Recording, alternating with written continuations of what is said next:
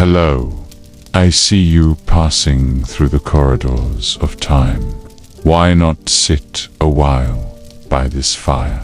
The wind outside bites, but here it is warm.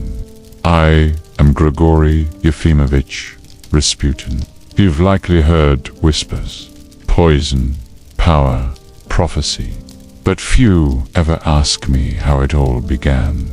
So stay, I'll tell you in my own word. I was born in the winter of 1869 in the village of Pokrovskoy, deep in Siberia, not exactly the center of the world, the sort of place where the cows outnumber the people, and most of those people believe in curses, saints, and vodka, usually in that order. My father was a peasant, my mother too. We were devout in the way the earth is devout. We worked, we prayed, we endured. I didn't read much. I didn't need to. Out there, the snow teaches you everything you need to know, mainly how to freeze slowly. As a child, I was strange, not in the funny way. I saw things, people's pain, animals that hadn't yet died, spirits that didn't belong. They said I was touched. Some said blessed. Others said cursed. In Siberia, it's often the same thing. I wandered a lot barefoot through frost, heard voices that told me to go, to seek. Once I stared into the sun for so long, I went blind for 2 days and wise for 3. Still one of my better weeks. In my 20s, I left my wife and children for a pilgrimage. No map, no destination, just God whispering nonsense into my head and me walking toward it. Somewhere along the way, I began to change. I stopped bathing. People called it spiritual cleanliness or uncleanliness, depends on the nose. But they followed me. They thought I had answers. I didn't. I only had questions. And the kind of stare that makes priests sweat. Some say I joined the Klists, a sect that believed sin led to salvation. That's a little exaggerated. I never liked labels. But yes, I danced in the dark and prayed until my bones shook. What can I say? Ecstasy has many forms. At one point I went to a monastery and was so persuasive the monks tried to make me stay forever. I escaped. I don't like walls or people telling me what to do, especially when I'm hearing instructions from higher up.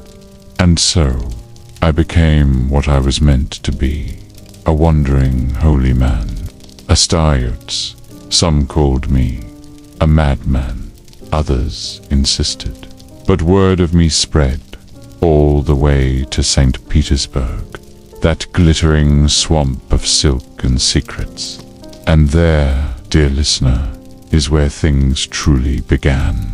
For as fate would have it, a desperate empress would soon call for me, and I would answer. They summoned me in 1905, not with trumpets and golden carriages, no. I arrived in St. Petersburg, like a storm cloud no one noticed until the thunder. The capital was decadent, bloated on velvet and vodka, and yet trembling beneath it all. That Serena had heard whispers of a man who could heal. They brought me to her, Alexandra, eyes heavy with worry. Her son, little Alexia, was ill, hemophilia. A simple cut could end him. The doctors bled him dry with their cures. She was desperate.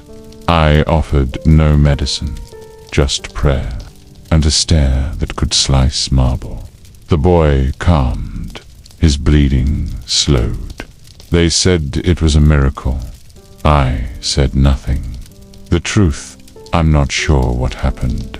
Perhaps I spoke to God, or perhaps I simply told them to stop giving him aspirin.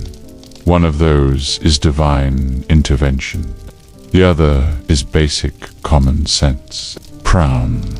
That day, I became more than a man to her. I was a lifeline, a holy messenger. She called me our friend. I called her Matushka, little mother. Between us, faith, fear, and an enormous amount of poorly hidden letters.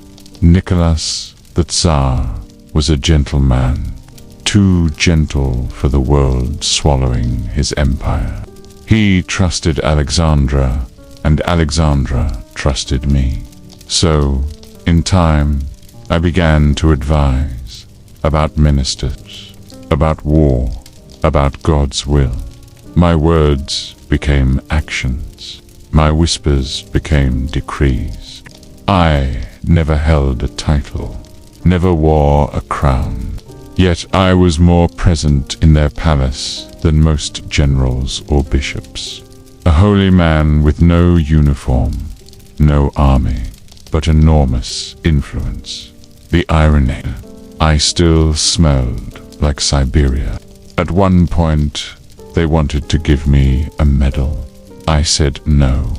I already had the one thing no medal could replace: power and far fewer buttons to fuss with. To many, I was a prophet. To others, a parasite. I told the Empress her dreams meant something. I told the Tsar to be strong. I told them what no one else dared. And in doing so, I made enemies. Many, many enemies. They called me the mad monk. Said I was seducing the Empress. Said I bewitched the court with black magic and back-alley rituals. Honestly, I would have made a fortune in today's media landscape. But I did not care for their gossip. The boy lived. The Tsarina slept a little easier. And I, Rasputin, once a barefoot mystic from Siberia, now stood in the halls of power, a shadow in robes, a holy man with very unholy rumors. Now that I was inside the palace, the real trouble began. Not from within, no. Alexandra loved me. The boy needed me. But outside, the nobles sharpened their knives. The priests lit their incense. And the newspapers, oh, they had a field day. They called me everything: charlatan, demon, snake, lover of the Empress, seducer of nuns. Honestly, I was flattered. You know you've made it when your sins come with footnotes. I walked into rooms and watched conversations die. The men feared my influence. The women feared something else. Some said I had hypnotic powers. Others said I smelled like goats and sin. One bishop said both. I thanked him. You see, I didn't play by the rules. I drank heavily. I visited brothels, not in secret, mind you. Why should I hide? I told the truth. Sin was a path to grace. You fall, you get up. Fall deeper, rise higher. Simple theology, really. I once got so drunk I passed out in a snowbank, woke up in a monastery, and was asked to lead morning prayers. I declined. Even I have standards. Scandal clung to me like candle wax. There were women. Yes, not all were spiritual encounters, but some were. Some came for healing, others for comfort, others just wanted to touch the beard. I never kept a guest list, they said. I held orgies in basements, that I baptized people in bathtubs full of wine, that I could bless someone and curse them in the same breath. Oh yes, I'm efficient.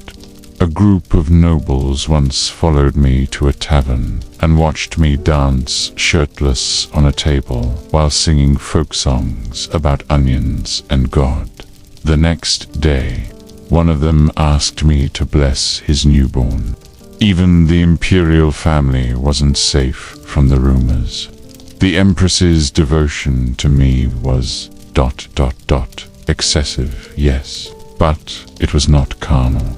We never shared a bed, just secrets, sorrow, and a growing dread that the world was cracking beneath us. But people see what they want to see. A German empress, a holy peasant, a bleeding heir. It was the perfect recipe for hysteria. And in that hysteria, I became a symbol of everything wrong with the empire. The parliament wanted me exiled, executed, or ideally both. They passed laws trying to limit my access to the court. I used the back door instead. I laughed, often. Power makes people ridiculous. Men with medals, shouting about morals while bribing chambermaids. And there I was, a peasant, telling the truth and getting crucified for it. History has a lovely sense of irony. Priests tried to denounce me. One even tried to exorcise me. I offered him tea. He declined. I blessed his donkey on the way out. The donkey seemed grateful. Still, I won't lie. It got to me sometimes. The looks, the threats, the knives in the dark, both literal and metaphorical. I began to wonder if perhaps I had grown too large for my own shadow. The more they hated me, the more Alexandra clung to me.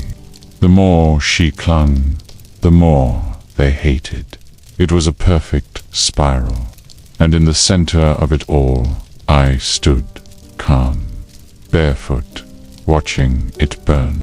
One night, a duchess asked me, "Why do they fear you so much?" I smiled and said, "Because I remind them that power does not come from birth, or titles, or polished boots. It comes from the fire inside a madman who prays too loudly." Of course, there were consequences. There are always consequences, and the ones who feared me most were already plotting my end. But we'll come to that. First, perhaps a little more wine. It helps the poison go down smoother. You know you've made an impression when people start trying to kill you. Not ignore you. Not exile you. Not send angry letters. I mean kill you. It's flattering, really. The first attempt came from a madwoman. She ran up in the middle of the street and stabbed me in the gut, screaming I was the devil. Now, I've been called worse things. But this one came with steel. I bled for hours. They thought I'd die. I thought I might too. But I didn't. I lived. I told people it was faith that saved me. Others said it was my unnatural will to survive. My enemies said it was vodka preservation. After that, I became more careful. Not paranoid, just observant. I started watching the shadows a bit more closely, listening at doors, avoiding tea poured too eagerly. The rumors of my invincibility only grew. They whispered I couldn't be killed, that I'd been blessed or cursed with some unnatural protection. I didn't deny it. Why spoil a good legend? Someone once tried to curse me using a painted egg, goat hair, and 3 dead flies. I kept the egg. It made a lovely paperweight. But the grand finale, the real performance, came in December of 1916.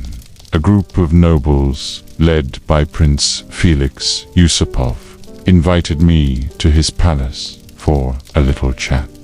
I went, of course.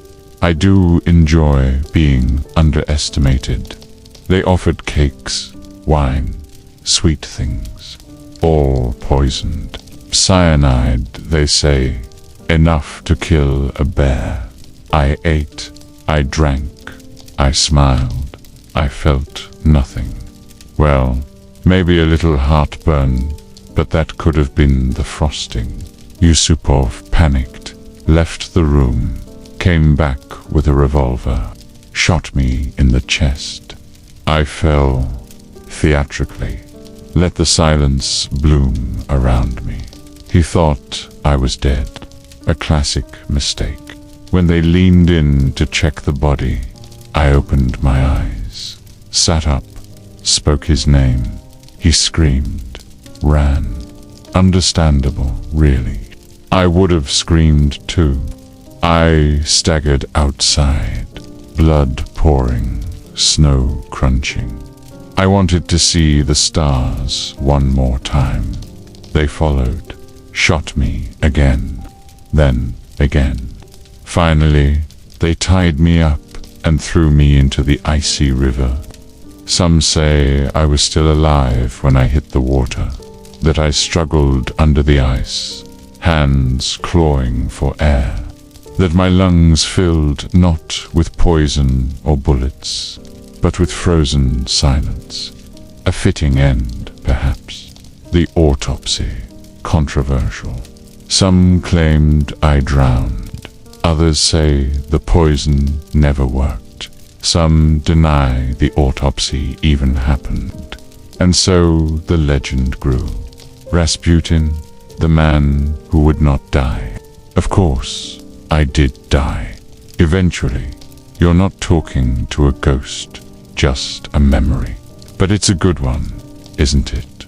A man poisoned, shot, beaten, drowned, and still manages to be a bedtime story. People say I had the devil in me, but really, I think I just had very poor dinner guests. Before I died, I saw it. Not in a dream, not in a vision, just the way a hunter knows a storm is coming.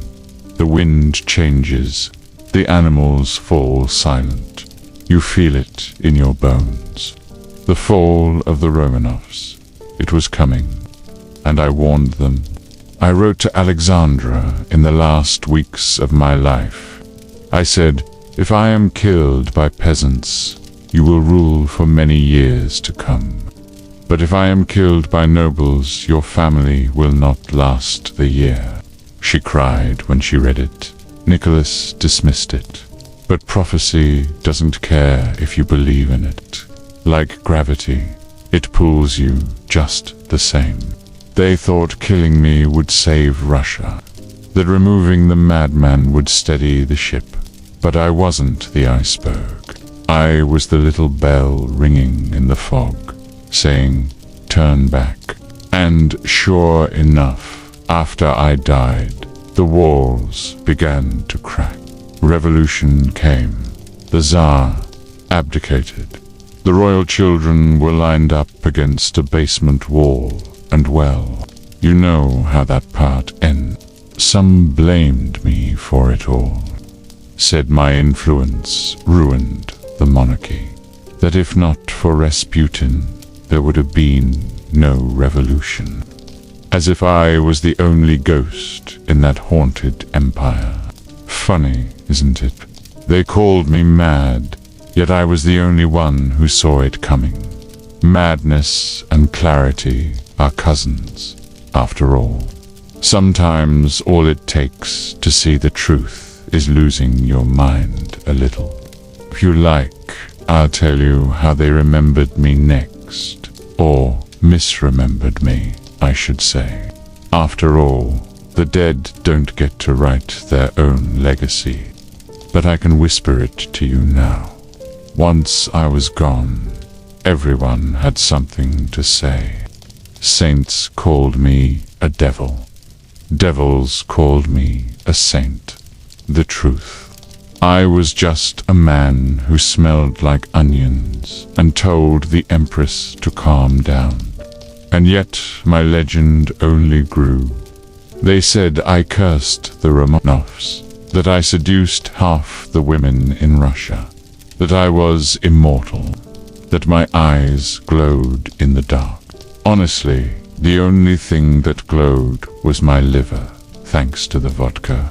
Songs were written, films made, novels turned me into a villain, a wizard, a ghost. Boney M even turned me into a disco track. I'd tap my foot if I still had one. Historians argue about me to this day. Was I evil, misunderstood, a mad mystic, or a clever manipulator? I don't mind. It means they're still talking. You only truly die when the last person forgets your name. Fun fact, after I died, they tried to burn my body. Legend says I sat up in the flames. Truth is the tendons contracted from the heat, but it made for a spectacular exit. Buried me once, then dug me up and burned me again, just to be sure. I suppose it's hard to relax when a dead man refuses to stay politely dead. But you're still listening, and that means I'm still here, in the flicker of your candlelight, in the hush of your breath as you drift between dreams and history. So remember, I wasn't a ruler. I held no throne, but I walked among kings, and when I spoke, empires trembled. Not bad for a dirty mystic from Siberia. Sleep well, traveler. May your dreams be strange and your enemies incompetent. And if you see me there, walking barefoot through snow, don't be afraid. I'm just passing through.